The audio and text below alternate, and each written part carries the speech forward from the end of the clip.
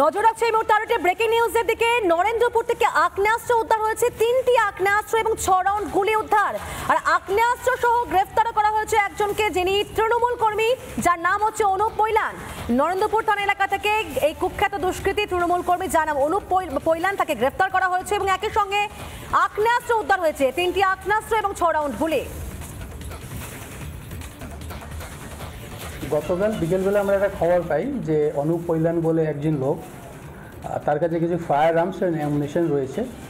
তো এই খবরটা আমরা পাওয়ার পর এটাকে আমরা ওয়ার্কআউট করি এবং তাকে আমরা ডিটেইন করি তার বাড়ি থেকে, এবং সেখান থেকে ও ইন্টারোগেশনে বলে যে ও কাছে 3টে ফায়ার আর্মস, 1 শাটার এবং 6 রাউন্ড গুলি একটা বড় ফিশারি আলাঘরে লুকিয়ে রেখেছে। অ্যাকর্ডিংলি তাকে আমরা এখানে নিয়ে যাওয়ার পরে 3টে 1 শাটার ফায়ার আর্মস এবং 6 রাউন্ড অ্যামুনিশন একটি আলাঘরের বাথরুমের কাছে পাওয়া যায়।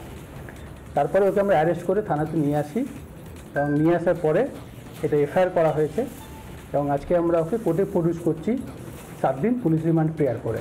এই আর্মসটিও কোথা থেকে এনেছিল সেইগুলো আমরা ভেরিফাই করা যাবে। জানি অনুপ পৈলান বলে যে ছেলেটা, এ বিগত দিনে সিপিএম করতো, 2021 সালে বিজেপি করেছে। তারপরে যখন দেখলো কোনো দিকে সুবিধা হচ্ছে না, তখন তৃণমূলের সাথে ভেড়ার চেষ্টা করেছিল। দল কিন্তু ওকে কোনো মতেই কোনো রকমভাবে সাপোর্ট কখনোই করেনি।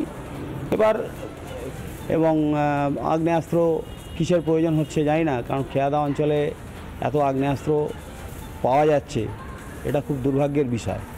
এটা পুলিশ প্রশাসনকে বলবো যে ইমিডিয়েট ওই খেয়াদা 2 নম্বর অঞ্চলে ভালোভাবে তল্লাশি করে যদি আরও কিছু আগ্নেয়াস্ত্র থাকে সেগুলো উদ্ধার করার চেষ্টা করব।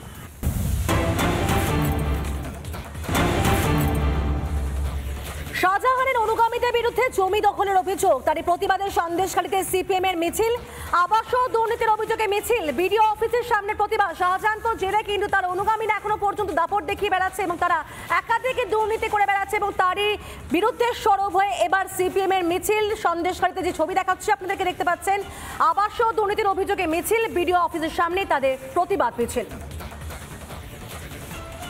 আজকের বিক্ষোভ মিছিল 3টি দাবিকে সামনে রেখে তুষখালী থেকে মণিপুর পর্যন্ত যে দীর্ঘ 10 কিলোমিটার রাস্তা, এই রাস্তা বেহাল অবস্থা। প্রসূতি মায়ের রাত্রেবেলা হসপিটালে আসবার সময় রাস্তাতেই প্রসব হয়ে যাচ্ছে।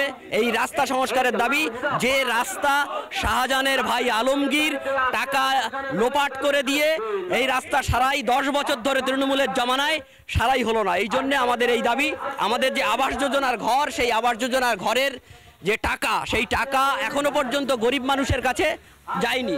এই ঘরের দাবিতে তাদের যে আন্দোলন, সেই আন্দোলনে আমরা বামপন্থীরা, লাল ঝান্ডাওয়ালারা সিপিএম পার্টির পক্ষ থেকে এই ডেপুটেশনে যাচ্ছি, ঘর অবিলম্বে দিতে হবে। বিশালদের যে শহীদ হয়ে যাওয়ার স্মৃতি, সরকার যেখানে স্মৃতিস্তম্ভ বানিয়েছে, সেই জায়গা দখল করে শাহজাহানের ভাই ডাক্তার সিরাজ তার স্ত্রীর নামে জমি দখল করে রেখেছে।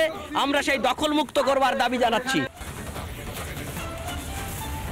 বিরোধী দলনেতার উপর হামলার ফুটেজ তলব, হামলার ভিডিও ফুটেজ তলব এবার হাইকোর্টে। গত 19 মার্চ বারুইপুরে বিরোধী দলনেতার উপর হামলা হয় বিজেপি বিধায়কদের উপরও। হামলার পিছনে কারা তা জানতে এবার ফুটেজ তলব। আগামীকাল ফুটেজ জমা দেওয়ার নির্দেশ দিয়েছেন বিচারপতি তীর্থঙ্কর ঘোষ। গত 19 মার্চ বারুইপুরে বিরোধী দলনেতা এবং বিজেপি বিধায়কদের গাড়িতে হামলাকারী আসলে কারা, সেই সংক্রান্ত ভিডিও ফুটেজ এবার জমা দেওয়ার নির্দেশ দিয়েছেন বিচারপতি তীর্থঙ্কর ঘোষ। বিরোধী দলনেতার উপর হামলার ফুটেজ তলব করছে এবার বিচারপতি তীর্থঙ্কর ঘোষ। হামলার ভিডিও ফুটেজ তলব করা হচ্ছে হাইকোর্টের তরফ থেকে।